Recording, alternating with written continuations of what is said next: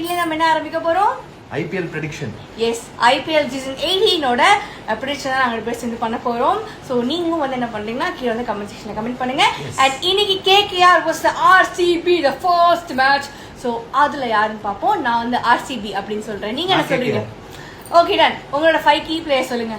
நான் KKRல இருந்து அஜின்க்யா ரஹானே, வருண் சக்கரவர்த்தி, சுனில் நரேன்.